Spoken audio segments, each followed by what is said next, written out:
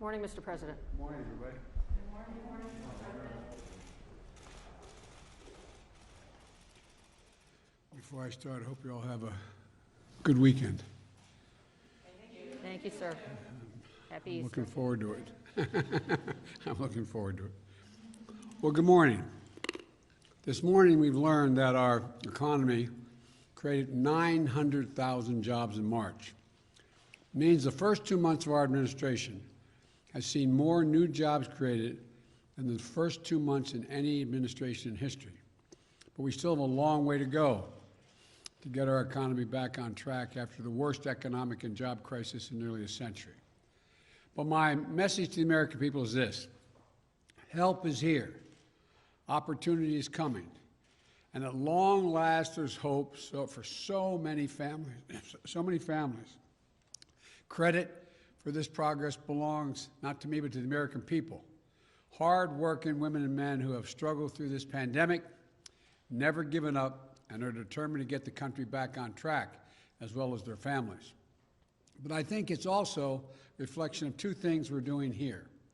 First, the new economic strategy we've launched, one focused on building from the bottom up and the middle out, and one that puts government on the side of working people, and that rewards work, not wealth. When we invest in the American people, it's not just those at the top that make our economy grow. They're the ones that make it grow, ordinary Americans. We saw the economy gain traction in March as the American Rescue Plan moved and got passed, bringing new hope to our country. And we're going to continue to implement that law in the weeks ahead. By April 7th, next week, over 130 million households will have gotten their $1,400 per person rescue check. Funds are on their way to local communities to put educators, healthcare workers, home healthcare aides, police, firefighters, sanitary workers back on the job. They're getting more aid for small businesses. We're also going to hang an open sign again on the door to rehire folks that had to be let go. And in the months ahead, a new child care tax credit will cut taxes and provide help to millions of families with young children. There's nothing, I know you're tired of hearing me say this, but I mean, there's nothing the American people cannot do if we give them a chance. And the American Rescue Plan does precisely that for hard-working middle-class folks at long last. Secondly, today's report also reflects the progress we've made on my other key priority, getting the American people vaccinated. We've turned around a slow-moving vaccination program into being the envy of the world. Yesterday, we set an all-time record for Thursday vaccinations, ending a 7-day period that was the first ever where we administered 20 million shots in 7 days. That's 20 million shots in a week. No other country has come close to doing that. So we made significant progress on that front, but the fight's far from over. We know that vaccines are safe and effective. We're vaccinating more people than any other country on earth. We also have progress on jobs and progress on vaccinations. But in the face of this great news, I need also to make this clear and direct statement to the American people. The progress we've worked so hard to achieve can be reversed. On the economic front, the benefits and the impact of the American Rescue Plan are temporary by design. It is a rescue plan. But as we get the economy back on its feet, we need to do the hard work of building back better for good, for not just for a while, but for good. Not just the short term, but for good. That's why I proposed the American Jobs Plan on Wednesday in Pittsburgh. It's an 8-year program that invites, and let me put it another way. I've heard from everybody all across the country about the need for infrastructure. How many times have we heard this is Infrastructure Week the last 4 years? About every second week was Infrastructure Week, but no infrastructure was built. Well, this is an 8-year program that invests in our roads, our bridges, broadband, airports, ports, and fixing our water systems. It's going to repair our VA hospitals across the country. Many of them are more than 50 years old and are in real need of help. It will invest in research and development to outcompete China and the rest of the world. Independent analysis shows that if we pass this plan, the economy will create 19 million jobs, good jobs, blue-collar jobs, jobs that pay well. That's long-term jobs for pipe fitters, healthcare workers, those who work in the steel factories and the cutting-edge labs as well. The new report out this week shows that nearly 90% of the infrastructure jobs created in the American Jobs Plan can be filled by people who don't have a college degree. 75% of those good-paying jobs don't need an associate's degree.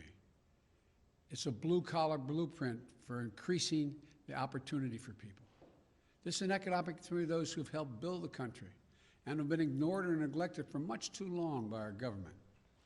It's a once-in-a-generation investment in our economic future, a chance to win the future, paid for by asking big corporations, many of which do not pay any taxes at all, just to begin to pay their fair share. And it won't raise a penny tax on a family making less than $400,000 a year. No federal tax, no addition. When Congress comes back after this Easter break, I'm going to begin meeting with Democrats, Republicans about this plan. I've spoken to Republicans on the phone. I'm going to be looking forward to meeting with them. They all have their ideas about what it will take, what they like and what they don't like. That's a good thing. That's the American way. Debate is welcome. Compromise is inevitable.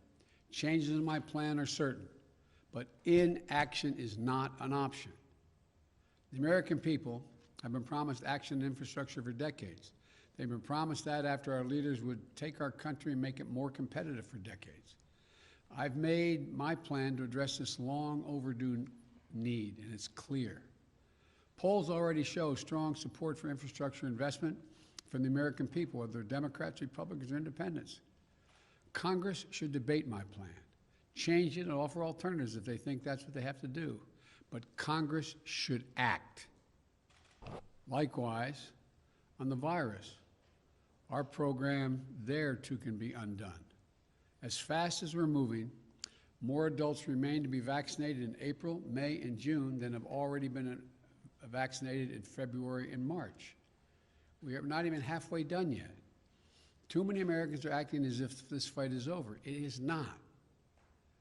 I've told people that if my administration did the hard work of getting shots to all Americans in the next few months, and if the American people continued to do their part, mask up, practice social distancing, we could have a more normal July 4th.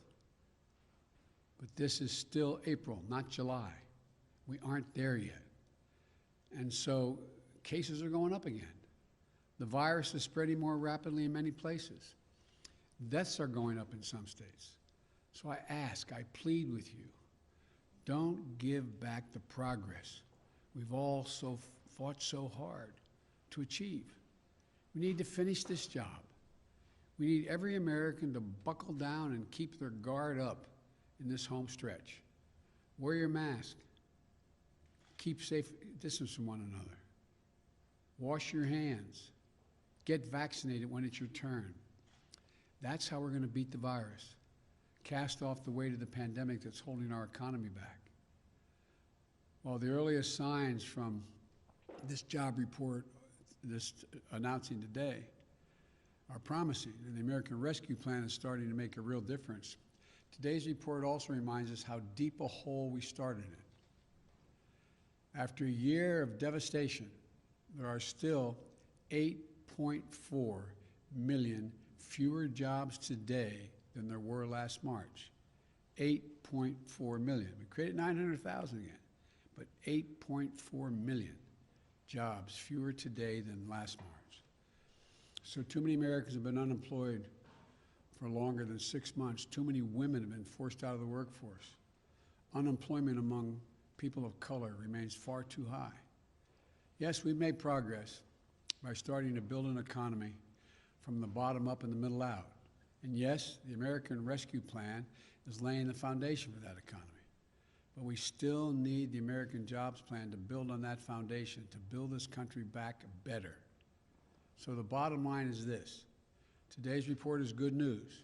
Today's report shows that the country can what it can do when we act together to fight a virus, to give working people the help they need. But we still have a long way to go. But I know that we're going to get there, and we're going to get there together. So may God bless you all, and may you have a happy Easter and a holy Easter. Thank you. Mr. President, will raising taxes slow the economy, Mr. President? How much credit are you taking for today's number? I'm giving credit to the American people. Is there a risk, sir, if raising taxes could slow the economy? Raising taxes, the studies show, will not slow the economy at all. Asking corporate America just to pay their fair share will not slow the economy at all. It will make the economy function better and will create more energy. Mitch McConnell says he's going to fight your administration every step of the way. What is your reaction to that? If the Republicans argue that we